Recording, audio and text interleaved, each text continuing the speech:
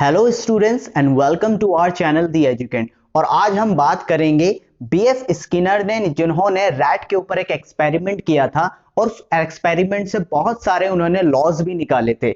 ये एक learning experience था और बीएफ स्किनर जानना चाहते थे कि लर्निंग का प्रोसेस कैसे चलता है और एक ह्यूमन कैसे किसी चीज को लर्न कर सकता है। ये एक इन्फ्लुएंशियल मोस्ट इन्फ्लुएंशियल यानी सबसे ज्यादा प्रभावशाली साइकोलॉजिस्ट रह चुके हैं। 90s के बहुत प्रभावशाली ये आपके साइकोलॉजिस्ट थे, बिहेवियरिस्ट भी थे और एक सोशल फिलोसोफर भी थे। इन्होंने जो एक थ्योरी दी है, इन्हें 3 नामों से जाना जाता है, जैसे कि आपके सामने लिखा हुआ है ऑपरेंट कंडीशनिंग, जिसे हम हिंदी में क्रिया प्रसूत अनुबंधन कहते हैं, और दूसरा नाम इसे जाना जाता है इंस्ट्रूमेंटल कंडीशनिंग, यानी इंस्ट्रूमेंट का यहाँ पे यूज हुआ था तो इसलिए इंस्ट्रूमेंटल कंडीशनिंग, जिसे हम कहते हैं स्किनर बॉक्स का इस्तेमाल करके जो एक्सपेरिमेंट किया था। फिर है इसका आरएस बॉन्डिंग, यानी पिछली हमने एक थॉर्नडाइक वीडियो की थी उसमें था एस आर बॉन्डिंग, यहां पर इसका उल्टा होगा आरएस बॉन्डिंग। क्यों होगा हम समझेंगे पहले एक्सपेरिमेंट को। चलिए देखते हैं आगे। देखिए ऑपरेंट कंडीशनिंग, यानी ये जो रैट के ऊपर एक्सपेरिमेंट हुआ है इसे सबसे पहले हम समझेंगे ये कैसे हुआ है। देखिए एक चूहे को आप देख पा रहे हैं कि एक चूहे को एक बॉक्स में बंद किया गया और उस बॉक्स के अंदर एक लीवर लगा हुआ था। जैसे ही उस लीवर पर बटन दबेगा खाना बाहर आएगा, लेकिन इस बात का चूहे को बिल्कुल भी पता नहीं था, बल्कि एक भूखे चूहे को उस बॉक्स के अंदर बंद कर दिया गया और फिर वो वहां पर रेस्पॉन्स करता रहा, लेकिन उसे ये नहीं पता था, ना ही तो उसने खाने को देखा था और ना ही वो जानता था कि मैं ये लिवर दबाऊंगा तो खाना आ जाएगा।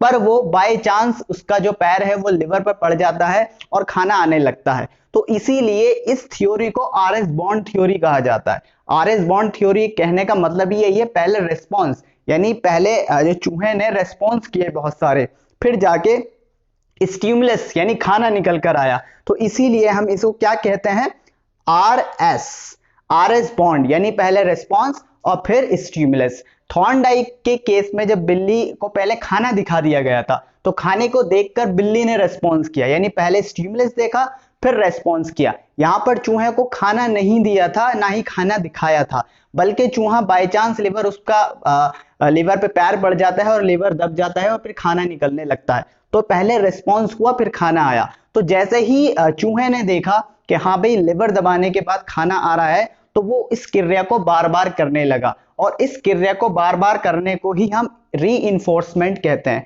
देखिए अगर हम बात करें स्किनर की, स्किनर ने जो अपनी थ्योरी के जो मेन चीज है वो रीइंफोर्समेंट ही है, यानी रीइंफोर्समेंट और पनिशमेंट में ही है।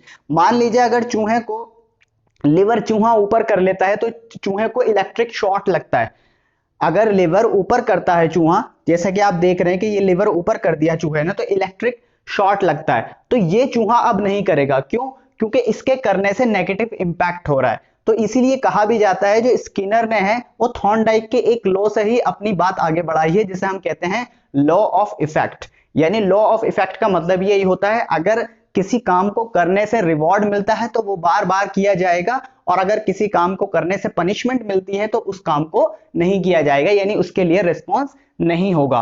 तो इसी तरीके से चूहा रिस्पॉन्स देने लगा और उसे खाना मिलने लगा। तो चलिए आगे बढ़ते हैं। तो ऑपरेंट कंडीशनिंग जो होती है वो 2 चीजों से होती है, हमेशा ध्यान रखना, रीइंफोर्समेंट पर और पनिशमेंट पर।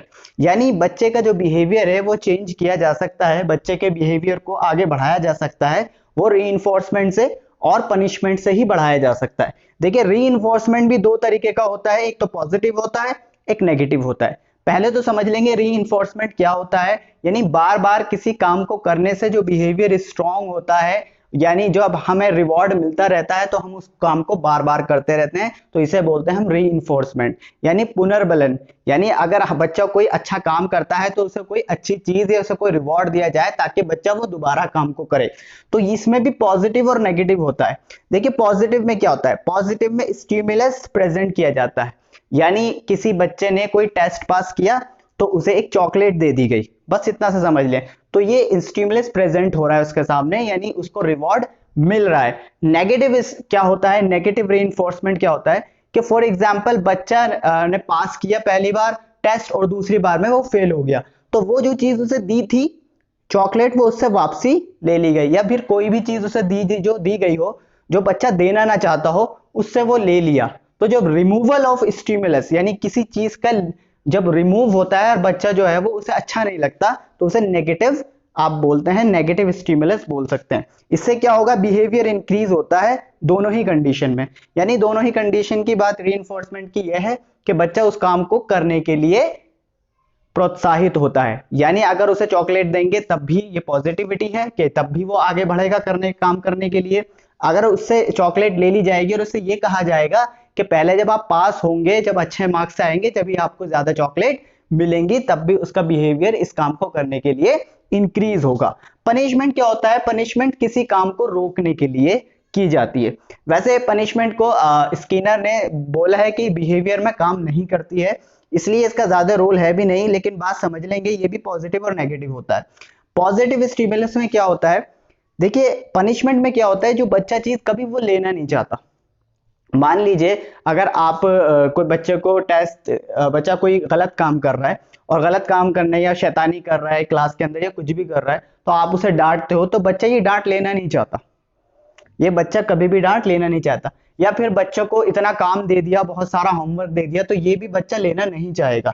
तो इसमें क्या होता है, पनिशमेंट इसलिए दी जाती है कि ये चीज दी जाती है और ये चीज नेगेटिव होती है, क्योंकि ये चीज बच्चा लेना नहीं चाहता। अच्छा, अब ये नेगेटिव इसका होता है कि वो चीज बच्चे से हटा ली जाए, यानी वो पनिशमेंट उसकी हटा ली जाए तो वो नेगेटिव हो जाएगी। इससे क्या होता है, पॉजिटिव आपका वो बिहेवियर आपका डिक्रीजेस होता है, यानी किसी काम को करने के लिए मना करना। तो वो उसके दो तरीके हैं, आपका पनिशमेंट दे सकते हैं पॉजिटिवली भी और नेगेटिवली। बहरहाल इसका कोई रोल नहीं है लर्निंग में। स्किनर ने खुद बताया कि पनिशमेंट जो है उसका बल्कि कोई प्रभाव नहीं है लर्निंग, बच्चे के सीखने में कोई बहुत अच्छा साबित नहीं होता। तो चलेंगे देखेंगे आगे शेड्यूल्स। शेड्यूल्स ऑफ रीइंफोर्समेंट क्या है।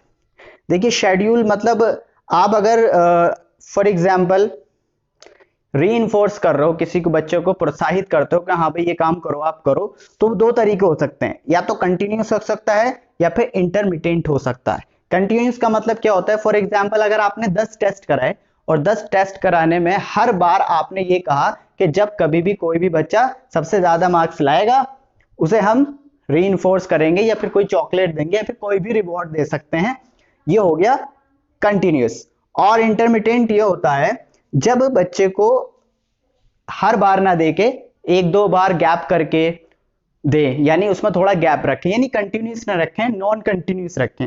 देखिए इंटरमिटेंट में भी दो होते हैं, एक तो इंटरवल होता है, एक रेशो के हिसाब से होता है। इंटरवल का मतलब ये होता है कि बच्चे को जो है रिवॉर्ड देना है, जैसे 10 टेस्ट किए हैं तो 10, ये नहीं कि हर टेस्ट में बच्चे को रिवॉर्ड दिया जाए, बल्कि एक काम कर सकते हैं कि वो एक टेस्ट को छोड़कर या 2 टेस्ट को छोड़कर या 3 टेस्ट को छोड़कर, अगर फिक्स है, देखो इसमें भी फिक्स, अगर फिक्स है तो मान लीजिए फिक्स है कि हर 2 टेस्ट छोड़कर रिवॉर्ड मिलेगा, तो ये भी गलत हो जाएगा, क्योंकि यहाँ पर बच्चा समझ जाएगा कि ये जो अगले जो 2 टेस्ट आएंगे यहाँ पर तो रिवॉर्ड मिलेगा नहीं, तो यहाँ पर वो मेहनत नहीं करेगा। इसमें वेरिएबल ठीक है, वेरिएबल में क्या होगा, आप गैप का हर बार पता नहीं लगाएंगे, हो सकता है इस बार हम 2 का गैप रख लें, अगली बार में टीचर 3 का गैप रख ले, फिर 1 का ही गैप रख ले, तो इसमें बच्चा जो है वो इसमें कंफ्यूजन में रहेगा कि कभी भी रिवॉर्ड मिल सकता है, तो इस बात को ध्यान रखेंगे। एक होता है रेशो इन्फॉर्मेंट। रेशो इन्फोर्समेंट में क्या होता है कि बच्चा को ये कहा जाता है, इसमें भी फिक्स और वेरिएबल होता है। बच्चे को फिक्स में ये कहा जाता है कि जब तुम 2 परफॉर्मेंस दोगे जब तुम्हें चॉकलेट मिलेगी। 2 परफॉर्मेंस यानी बच्चा अगर एक परफॉर्मेंस करता है तो उसे चॉकलेट नहीं मिलेगी, जब वो दूसरे टेस्ट में भी पास होगा, दूसरे टेस्ट में भी नंबर 1 पर आएगा, तब उसे रिवॉर्ड मिलेगा। यानी फिक्स है उसका कि 2 जब टेस्ट करेगा तभी मिलेगा। वो 2 भी हो सकते हैं, 3 भी हो सकते हैं, 4 भी हो सकता है और 1 भी हो सकता है।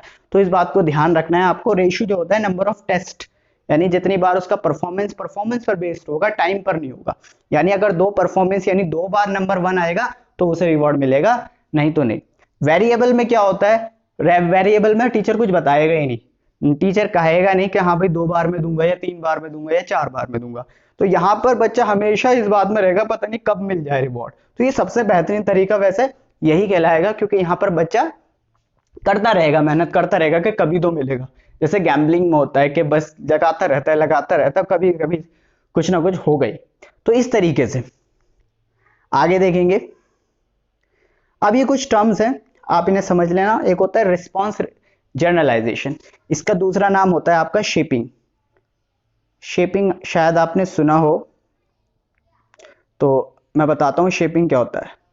यानी बिहेवियर को शेप देना, आकार देना।